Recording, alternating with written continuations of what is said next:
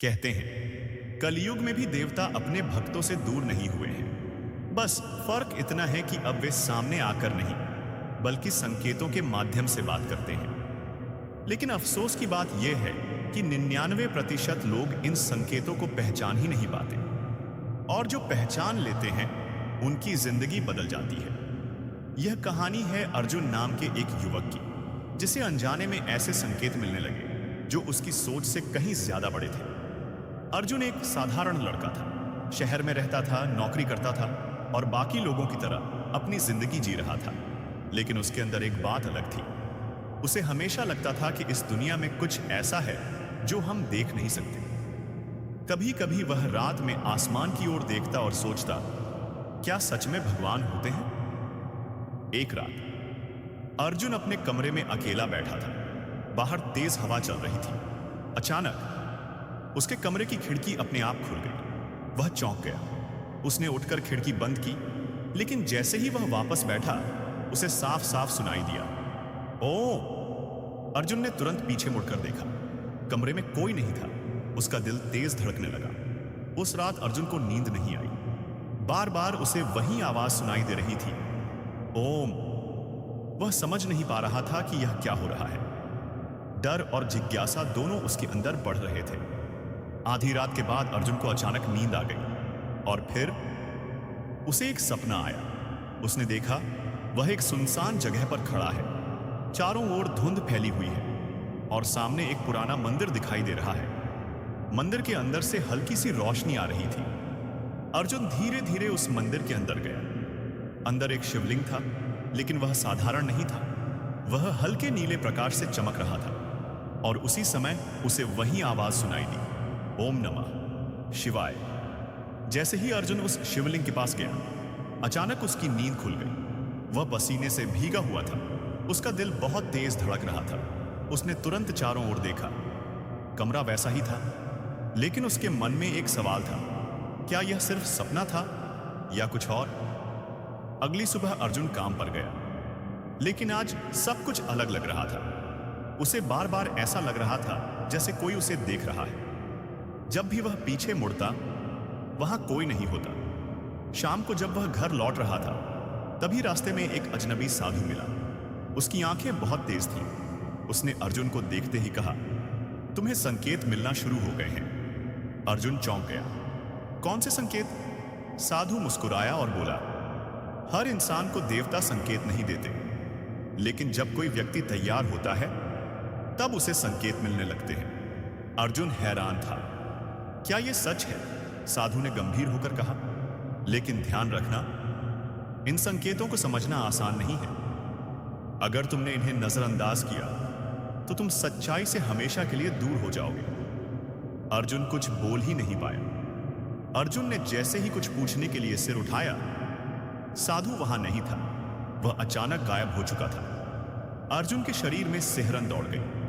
उस रात अर्जुन फिर अपने कमरे में बैठा था और अचानक उसके मोबाइल की स्क्रीन अपने आप ऑन हो गई। स्क्रीन पर सिर्फ एक शब्द लिखा था, संकेत। अर्जुन का दिल धड़कने लगा। अब उसे समझ आ गया था कुछ बहुत बड़ा शुरू हो चुका है। अर्जुन के मोबाइल पर लिखा हुआ शब्द संकेत उसके दिमाग में बार बार घूम रहा था। अब उसे यकीन होने लगा था कि यह सब कोई साधारण घटना नहीं है। अगली सुबह अर्जुन बहुत बेचैन था। वह सीधे उसी जगह गया जहां उसे वह साधु मिला था, लेकिन वहां कोई नहीं था। अचानक उसकी नजर सड़क के किनारे पड़े एक बेलपत्र पर पड़ी। अर्जुन चौंक गया, क्योंकि उसके आसपास कोई शिव मंदिर नहीं था, फिर भी वहां बेलपत्र पड़ा था। जैसे ही उसने उसे उठाया, उसके मन में अपने आप शब्द गूंजने लगे, ओम नमः शिवाय। अब यह पहली बार नहीं था। अर्जुन को बार बार अपने अंदर से वही आवाज सुनाई देने लगी। कभी वह ऑफिस में होता, कभी सड़क पर चलता, और अचानक उसके मन में ओम नमः शिवाय गूंज उठता।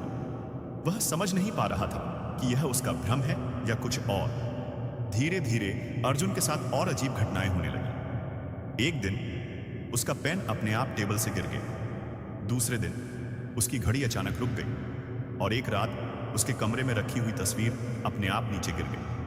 अर्जुन अब डरने लगा था। उस रात उसे फिर वही सपना आया, वही धुंध, वही मंदिर, वही चमकता हुआ शिवलिंग, लेकिन इस बार कुछ अलग था। इस बार मंदिर के अंदर एक छाया खड़ी थी। अर्जुन धीरे धीरे उस छाया के पास गया। जैसे ही वह पास पहुंचा, छाया ने उसकी ओर देखा। उसकी आंखें अजीब सी चमक रही थीं और अचानक एक आवाज गूंजी, समय आ गया है। अर्जुन डरकर जाग गया। अब उसका डर बढ़ चुका था। उसने खुद से पूछा, किस बात का समय? ये संकेत मुझे क्यों मिल रहे हैं? अगले दिन अर्जुन को एक अजीब सा खिंचाव महसूस हुआ, जैसे कोई उसे कहीं बुला रहा हो। वह बिना सोचे समझे शहर के पुराने हिस्से की ओर चल पड़ा और कुछ देर बाद वह उसी पुराने मंदिर के सामने खड़ा था जो उसने अपने सपने में देखा था।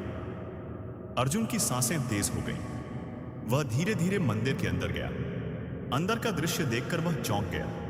वहां वही शिवलिंग था जो उसने सपने में देखा था, ठीक वैसी ही हल्की नीली रोशनी के साथ। जैसे ही अर्जुन ने शिवलिंग के पास कदम रखा, पीछे से एक आवाज आई, तुम आ गए।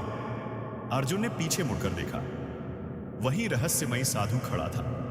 अर्जुन ने तुरंत पूछा, यह सब क्या हो रहा है? साधु मुस्कुराया और बोला, देवता तुम्हें संकेत दे रहे हैं। हर आवाज, हर सपना, हर घटना, ये सब तुम्हें एक रास्ते की ओर ले जा रहे हैं। अर्जुन ने डरते हुए पूछा, कौन सा रास्ता? साधु की आंखें गहरी हो गई। उन्होंने धीरे से कहा, सत्य का रास्ता। लेकिन यह रास्ता आसान नहीं है। साधु ने आगे कहा, हर इंसान को यह अवसर नहीं मिलता। देवता सिर्फ उन्हीं को संकेत देते हैं जो उनके करीब जाने के लिए तैयार होते हैं। लेकिन अगर तुम डर गए तो यह सब यहीं खत्म हो जाएगा। अर्जुन चुपचाप खड़ा रहा। साधु ने आखिरी बार कहा, अभी भी समय है। या तो इन संकेतों को अपनाओ या फिर इन्हें हमेशा के लिए खो दो। जैसे ही साधु ने यह कहा, अचानक मंदिर के अंदर तेज हवा चलने लगी। दीपक की लौ तेज हो गई और उसी समय शिवलिंग से एक हल्की रोशनी निकलने लगी। अर्जुन ने पहली बार अपनी आंखों से एक दिव्य संकेत देखा। मंदिर के अंदर खड़ा अर्जुन शिवलिंग से निकलती उस हल्की रोशनी को देख रहा था। उसकी सांसें तेज हो चुकी थीं। उसने अपनी जिंदगी में ऐसा अनुभव पहले कभी नहीं किया था। उसे अब महसूस हो रहा था कि वह किसी साधारण जगह पर नहीं, बल्कि एक दिव्य शक्ति के सामने खड़ा है। अर्जुन के अंदर अब दो भाव थे, डर और विश्वास। वह समझ नहीं पा रहा था कि उसे आगे क्या करना चाहिए। तभी उसके पीछे खड़े साधु ने कहा, डर मत, यह वही है जिसकी तुम्हें तलाश थी। अर्जुन धीरे धीरे शिवलिंग के पास गया। जैसे ही उसने हाथ जोड़कर आंखें बंद की, अचानक उसे ऐसा महसूस हुआ जैसे उसका शरीर हल्का हो गया हो। उसके मन में केवल एक ही आवाज गूंज रही थी, ओम नमः शिवाय। अचानक अर्जुन को लगा जैसे समय रुक गया है। उसके चारों ओर सब कुछ शांत हो गया और फिर उसके सामने एक अद्भुत दृश्य प्रकट हुआ। उसने देखा वह उसी मंदिर में खड़ा है, लेकिन अब मंदिर वैसा नहीं था। चारों ओर तेज प्रकाश था और उस प्रकाश के बीच एक दिव्य आकृति दिखाई दी। वह स्पष्ट नहीं थी, लेकिन उससे निकलने वाली ऊर्जा बहुत शक्तिशाली थी। उस दिव्य प्रकाश से एक आवाज गूंजी, हम हमेशा तुम्हारे साथ हैं। अर्जुन की आंखों से आंसू निकल आए। आवाज ने आगे कहा, लेकिन हम सामने आकर नहीं, बल्कि संकेतों के माध्यम से तुम्हें मार्ग दिखाते हैं। हर सपना, हर आवाज, हर अजीब घटना, यह सब तुम्हें सही दिशा में ले जाने के लिए होता है। अर्जुन ने कांपती आवाज में पूछा, तो क्या हर इंसान को ऐसे संकेत मिलते हैं? आवाज आई, हां, लेकिन हर कोई उन्हें पहचान नहीं पाता। जो समझ जाता है वह अपने जीवन का उद्देश्य पा लेता है। अचानक अर्जुन की नजर पीछे खड़े साधु पर गई, लेकिन अब वह साधु पहले जैसा नहीं था। उसके चारों ओर हल्की रोशनी थी। अर्जुन समझ गया वह कोई साधारण इंसान नहीं था। साधु ने मुस्कुराते हुए कहा, अब तुम समझ गए हो, संकेत हमेशा मिलते हैं, बस उन्हें देखने और समझने की जरूरत होती है। अचानक अर्जुन की आंखें खुल गईं। वह फिर से उसी मंदिर में खड़ा था। सब कुछ सामान्य था, लेकिन अब उसका मन बदल चुका था। उस दिन के बाद अर्जुन की जिंदगी पूरी तरह बदल गई। अब वह हर छोटी छोटी चीजों को ध्यान से देखने लगा। कभी हवा का झोंका, कभी कोई अजनबी, कभी कोई सपना। अब वह समझ चुका था, ये सब संकेत हो सकते हैं। और शायद अगर आप यह कहानी सुन रहे हैं तो हो सकता है कि आपको भी कभी ना कभी ऐसे संकेत मिले हों, लेकिन आपने उन्हें नजरअंदाज कर दिया हो। याद रखिए, देवता आज भी हमारे साथ हैं। वे आज भी हमें मार्ग दिखाते हैं, लेकिन वे सीधे नहीं, संकेतों के माध्यम से बात करते हैं। अगर आपको भी कभी ऐसा कोई संकेत मिला हो तो कमेंट में जरूर लिखें। ओम नमः शिवाय।